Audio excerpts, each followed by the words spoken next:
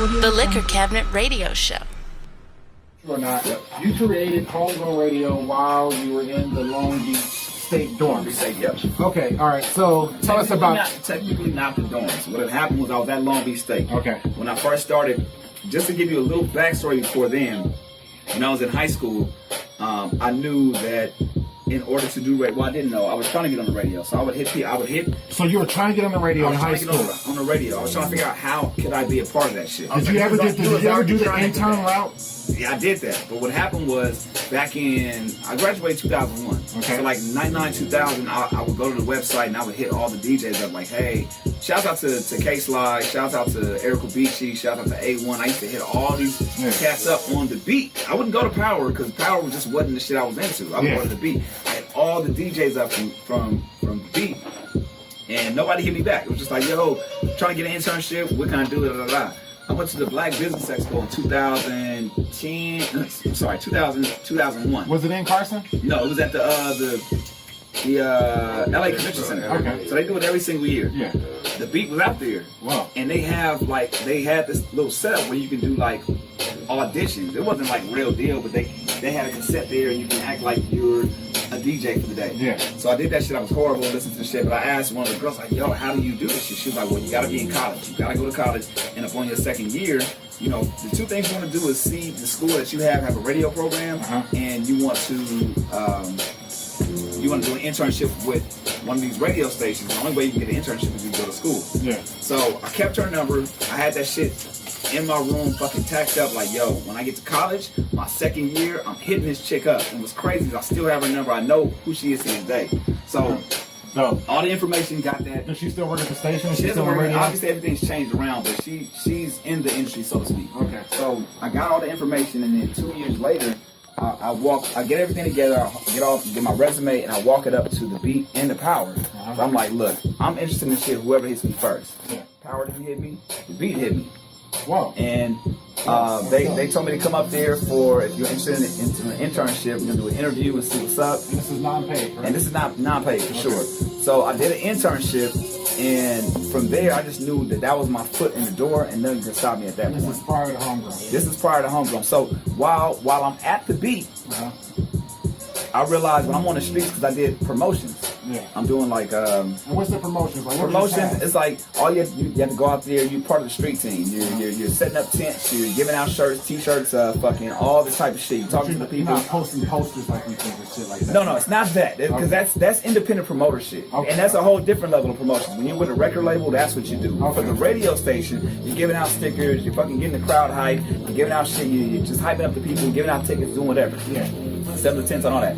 So I was doing that, and in the process of doing that, I would have artists hit me up on the street like, yo, you work for the beat, get my shit on. Yeah. So me being naive as I was, let me get your CD, Yeah. And there was a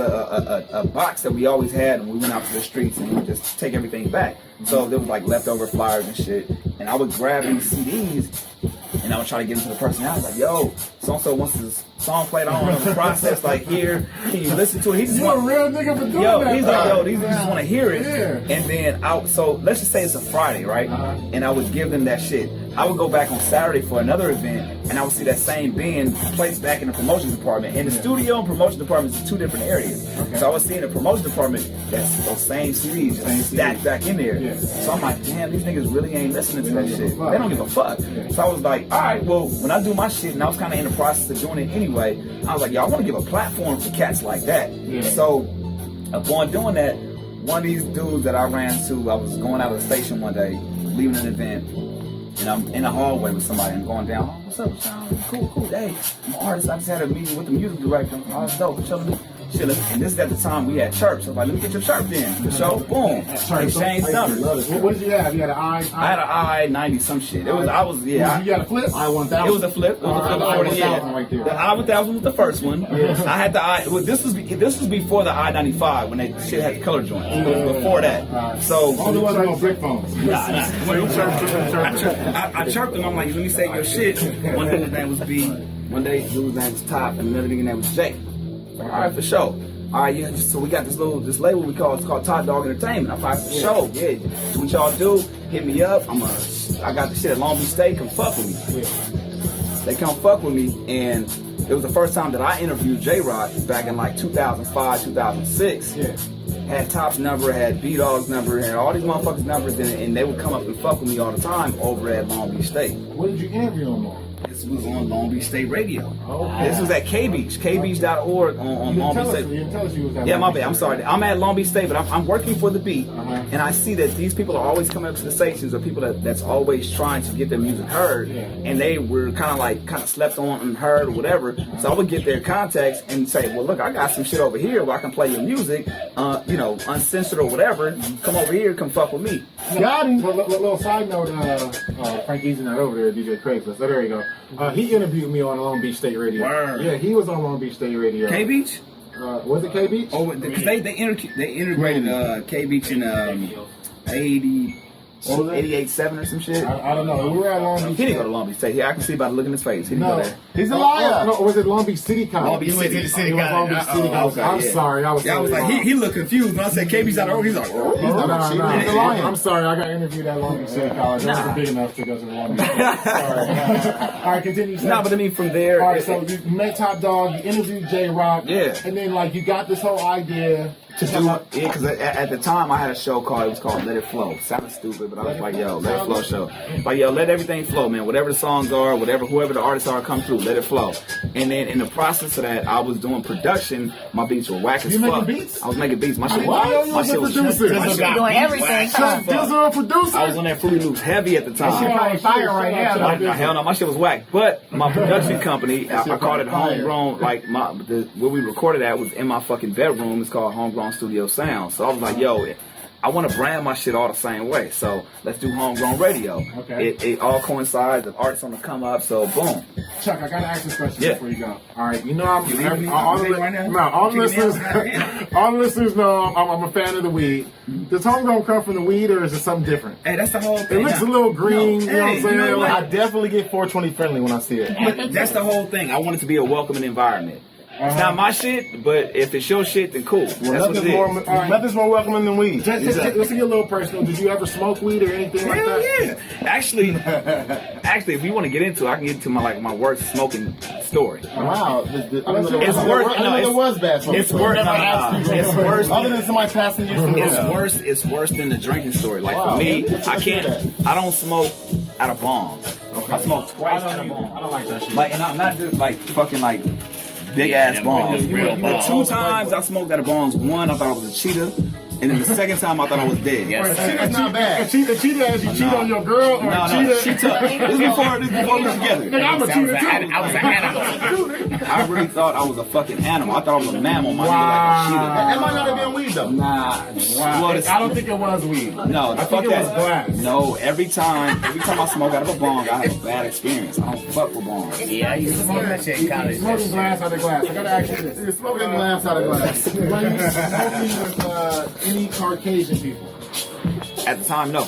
Oh, so you're smoking out of a bong with all colored people. Well, you smoking straight. Wow. I don't know. I don't smoke, so I don't know what the fuck is what. It might have been that synthetic. It could have been. Well, that shit had me synthetically on the fucking bed. So look, I'm gonna tell you a little side story. We're gonna get back into this because I really want to get into Homegrown Radio. Yes, that was the next question. But all right, so I went to Southern Oregon University. I was smoking with some Caucasian people, and I love Caucasian people. You know what I'm saying? Shout out to Caucasians. Shout out all the Caucasians.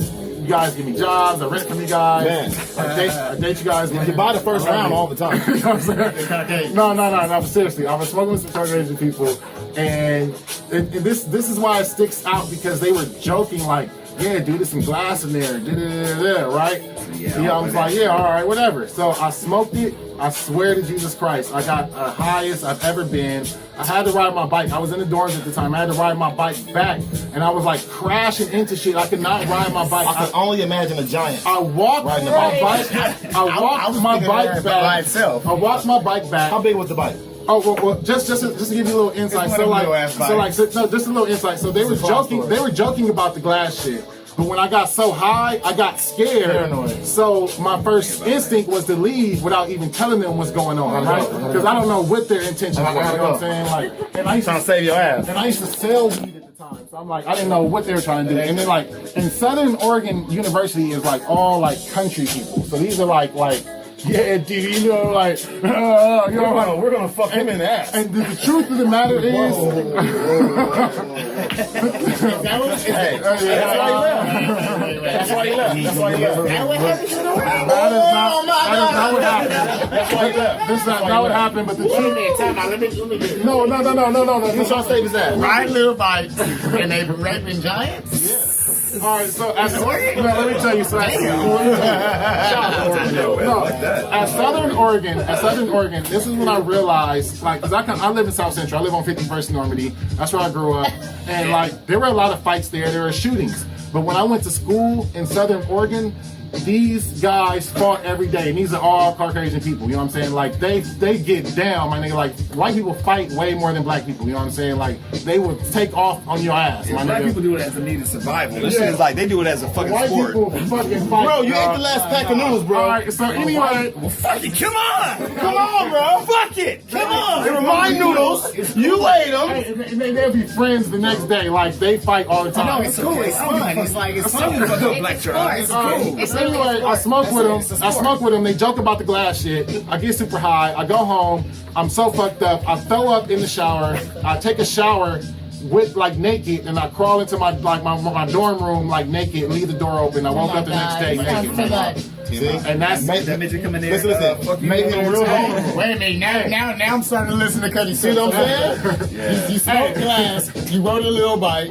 I don't know. I don't know. No. You got naked and left your door open. He got naked, left his door open, all right, man. and I think that midget raped him. He got raped by a midget. I'm sorry. By a little person. Thank you. Chucky, please, the M-word. That's why I don't smoke out of bombs. See, it's You know your what I'm saying? fault, That's why I don't Jack. smoke out of It's your bombs. fault, Jack. All right, It's the so most common word though. Like so It is. that's bad. You gotta get that. Very bad. I'm going to. so You got dwarf rape. Okay. I think dwarf sounds worse, but that's fine. all right, This is like so little people. that's why you don't smoke out of bombs as well, obviously. Nah, if I smoke, it's like real chill. I'm home. I'm about to go knock out. Like I'll just hit like whatever. No one needs to know. All right, so he had Homegrown Studios, which turned into Homegrown Radio. Yep. Yes. And it was allegedly a part of weed. No, it wasn't. It wasn't a part of weed. But I Just knew wanted people to be comfortable. No, it was more or less like homegrown, like any upcoming talent. Like Right. it was homegrown. The name homegrown came from Look at the logo. being at Right. the fucking, no. This is prior to the logo. Okay. Before the logo, homegrown really meant like Homegrown Studio sounds like it was literally in my Homegrown. fucking Right. home. In Wrong my from my fucking home. room. Right. And we're growing from there. I knew I wanted this fucking logo, and nobody can do this shit for me for a couple of years. So the homie, shout out to the homie Zach, him and his brother came up with. Could you explain the logo for the listeners? Yeah, it's a radio, and I knew I wanted, because our motto was bringing radio back to its roots. Right. So I was like, yo, it'd be a dope ass concept to have a radio and somebody pulling the roots from the radio out of the ground with wires and fucking roots, and like it's like intertwined the two. Perfect. I would always explain this shit to people, and nobody can come with that concept as far as the logo. So when the homie had the logo, he was like, yo, I think I'm homegrown, I think it's clean.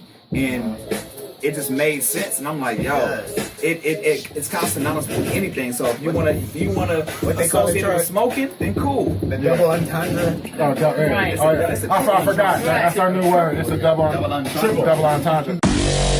This is the Liquor Cabinet Radio Show.